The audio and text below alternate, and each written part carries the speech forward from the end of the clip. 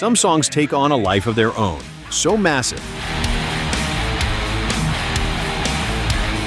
so inescapable, that the very people who created them begin to dread hearing them. The irony of rock and roll is brutal.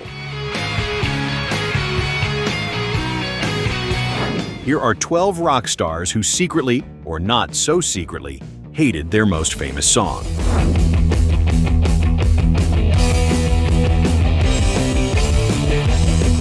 Number 12, Cherry Pie by Warrant.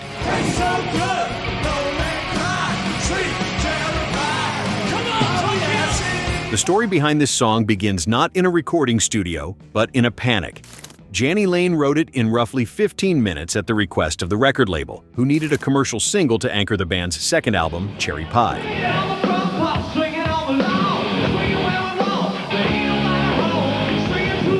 The result was a hair metal anthem dripping in double entendres, radio-ready riffs, and a chorus that lodged itself permanently into the brain of anyone within earshot of MTV in 1990.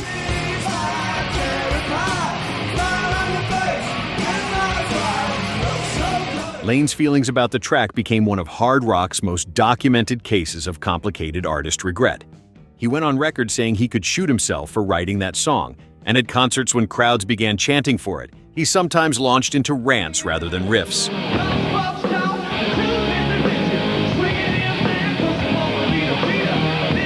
And one night he made a deal with the crowd. He would play it, but only if they sang every single word so he would not have to. The man who wrote it in 15 minutes spent the rest of his career haunted by those 15 minutes.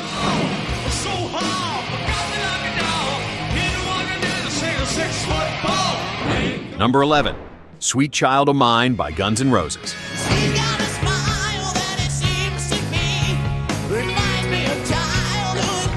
The opening riff to this song became one of the most recognizable guitar figures in rock history.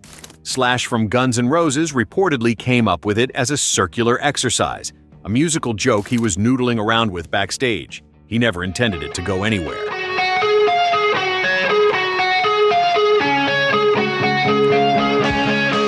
When the rest of the band heard it and decided to build a song around it, Slash was less than enthusiastic. He called the riff "this stupid little riff" and described the finished song as a very sappy ballad in multiple interviews over the years.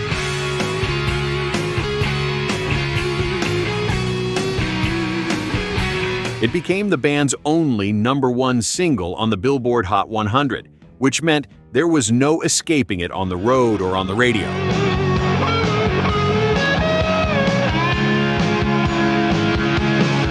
Slash has since softened his position, acknowledging the song's undeniable place in rock history. But for years, the man who played that iconic ascending riff wished it had stayed a backstage warm-up exercise and nothing more.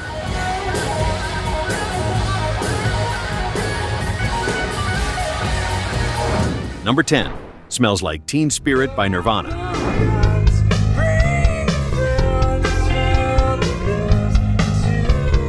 In 1991, almost nothing could have prepared the music world for the impact of this song. It rewired what rock radio sounded like, sent shockwaves through every major label boardroom, and created a generation of flannel-wearing fans almost overnight.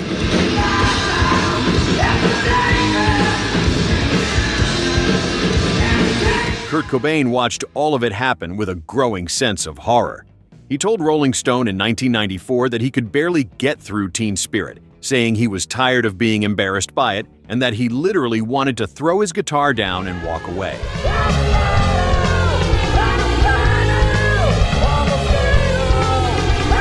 As the song exploded into the mainstream, Cobain felt it had been co-opted by exactly the kind of audience he did not write it for. He began deliberately mangling the song live, playing it at wrong tempos, mumbling the vocals, sometimes reducing it to an unrecognizable wreck on stage.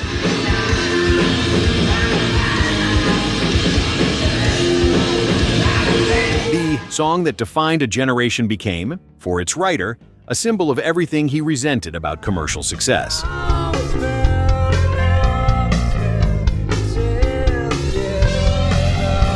Number 9, Ace of Spades by Motörhead.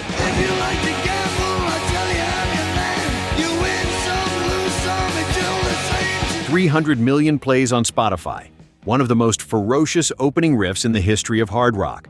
A song that has appeared in films, television shows, video games, and sporting arenas for over 4 decades.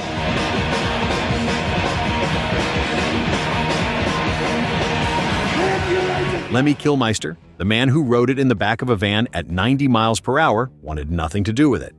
In his 2002 autobiography, White Line Fever, Lemmy admitted he was sick to death of Ace of Spades. The only gun I need is the Ace of Spades, the Ace of Spades. He explained that he never considered it a particularly impressive piece of writing, calling it a word exercise built on gambling cliches. His frustration grew so severe that for 2 years he sang the wrong lyrics live, substituting the 8 of spades for the ace, just to see if anyone would notice. Nobody did.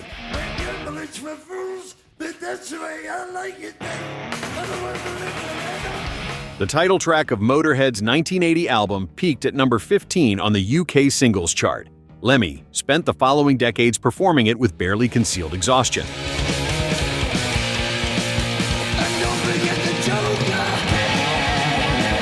Number 8, Rainbow in the Dark by Dio. You know it always brings me down, 'cause it's free. Holy Diver, released in May 1983, became one of the defining heavy metal albums of the decade, a record that influenced bands from Metallica to Queensryche. Ronnie James Dio, the man behind it, was immensely proud of nearly every moment of it. Nearly. And do they ever let you go? When you try to When the band finished recording Rainbow in the Dark, Dio announced to everyone in the studio that he was going to find a razor blade and destroy the tape before it could be released. He called it too poppy, too commercial, and not representative of what he wanted the album to stand for.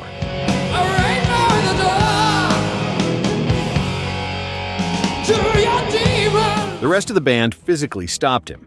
The song went on to become the most commercially successful track on Holy Diver, and the album eventually went double platinum.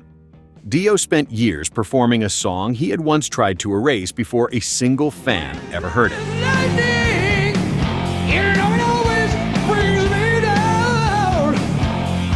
Number 7, Escape by Metallica.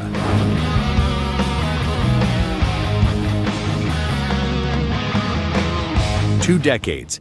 That is approximately how long Metallica avoided performing this song live. Ride the Lightning, their second album released in July 1984, is revered as one of the finest records in thrash metal history.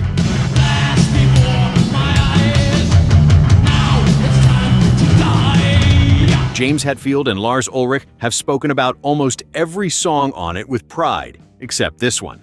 The story behind its existence is straightforward. The band had finished recording the album and realized they were one track short of what the label needed.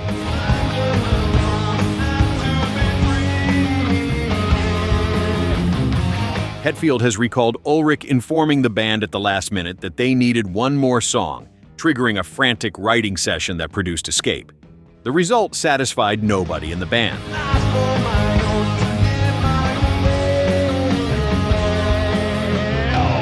When Metallica finally performed it live for the first time in 2012, Hetfield addressed the crowd before playing it. The song that we never wanted to play live, ever, is now on the setlist. 30 albums, hundreds of tour dates, and countless set lists had come and gone before those words were ever spoken.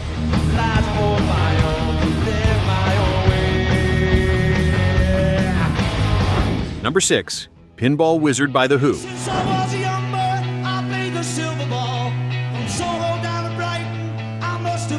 Pete Townshend wrote Pinball Wizard essentially as a strategy. He knew that a prominent music critic of the time was passionate about pinball, and he calculated that writing a song about the subject would earn the album a favorable review.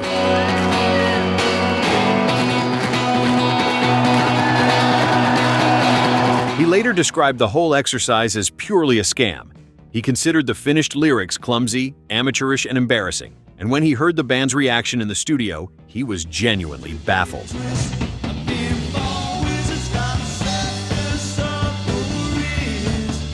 Released in March 1969, the song reached number 4 on the UK singles chart and number 19 on the US Billboard Hot 100. He's not like a statue, don't follow the machine.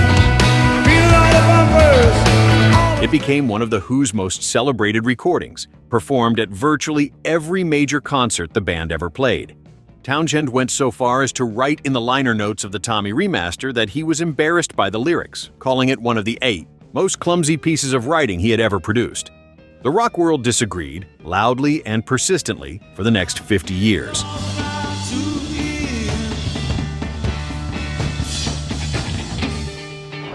Number 5. The Conjuring by Megadeth.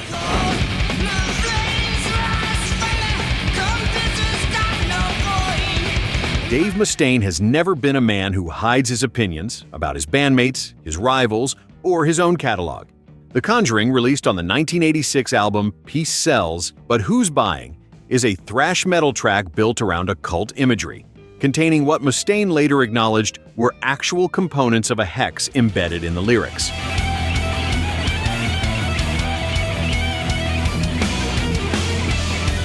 After converting to Christianity in 2002, Mustaine removed the song from Megadeth's setlist entirely. He stated publicly that the subject matter had become morally incompatible with who he was as a person and as a parent.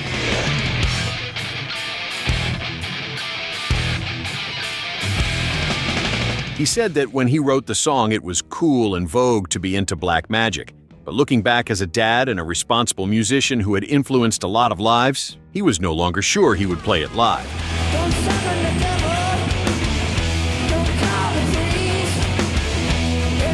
One of the most technically ferocious thrash metal, Songs of the 1980s was pulled from live rotation not by the audience, but by the man who wrote it.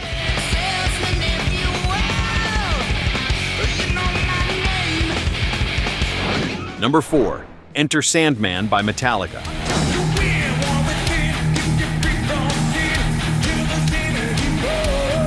Recorded for Metallica's self-titled 1991 album, commonly known as the Black Album, Enter Sandman became the song that introduced millions of listeners to the band who had spent the previous decade as a thrash metal institution.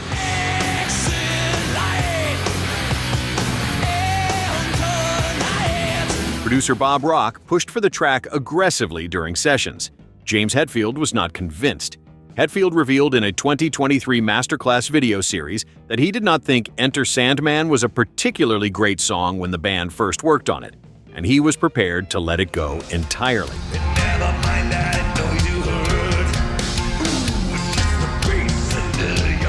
Bob Rock and Lars Ulrich persuaded him to reconsider and rework the lyrics. The finished track reached number 16 on the US Billboard Hot 100, and the Black Album itself went on to sell over 16 million copies in the United States alone, eventually surpassing 1 billion streams.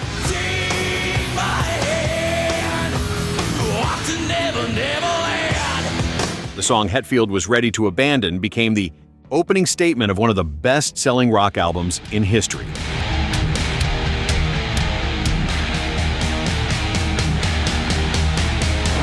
Number 3. Paranoid by Black Sabbath. In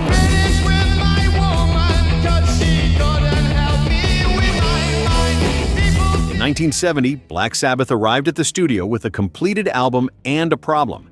The record was running short, and the label needed more material. Tony Iommi picked up his guitar and in a matter of minutes produced a riff.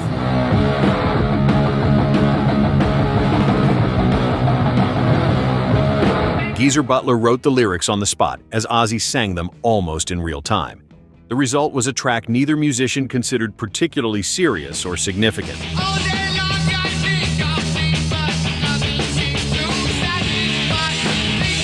Paranoid became a number 4 hit on the UK singles chart and sold so well that the label insisted the entire album be renamed after it, replacing the planned title War Pigs with the name of the throwaway filler track.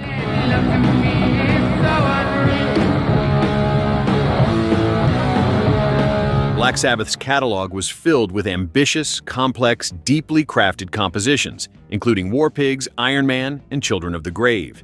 Yet it was the song born from a deadline panic that became the one most people think of first when the band's name is mentioned. The 3-minute accident followed them for the rest of their career.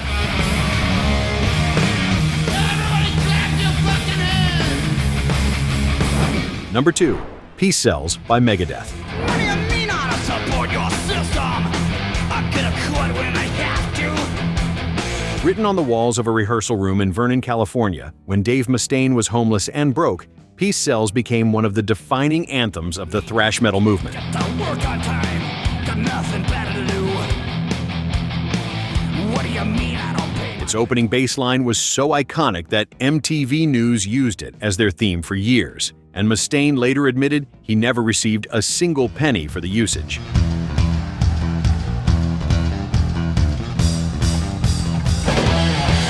By the time Megadeth compiled a career-spanning collection, Mustaine had developed an unmistakable weariness toward the song that had followed him for over 3 decades. When asked why Peace Sells had been omitted from the anthology, Mustaine offered a blunt response. "Haven't you heard that song enough?" He pointed out that fans had been hearing Peace Sells, Holy Wars, and Symphony of Destruction on every Megadeth setlist for years, and questioned whether the world needed another reminder of a song that had become his inescapable signature.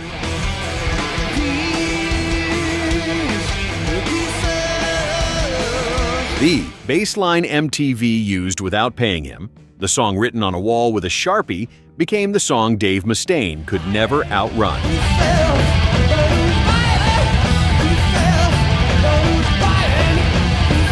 Number 1. Smoke on the Water by Deep Purple.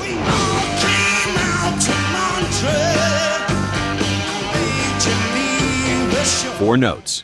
That is what it took for Deep Purple to accidentally create the most recognizable guitar riff in rock history.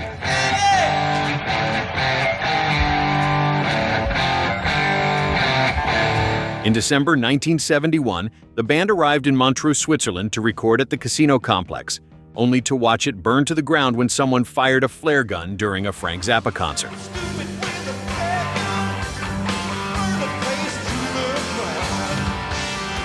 The entire band watched from their hotel as smoke drifted across Lake Geneva. The image became a lyric. The soundcheck warm-up riff became the song. Machine Head was released in March 1972 and hit number 1 on the UK albums chart. Smoke on the Water peaked at number 4 on the Billboard Hot 100 in 1973 and has since been certified multi-platinum.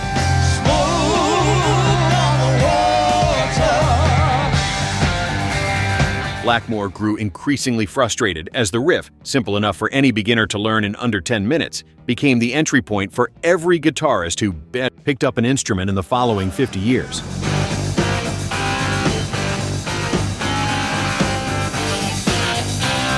Deep Purple made virtuosic, ambitious, technically complex music throughout their career. Their legacy, in the minds of most casual listeners, was reduced to 4 notes Blackmore played while watching a building burn.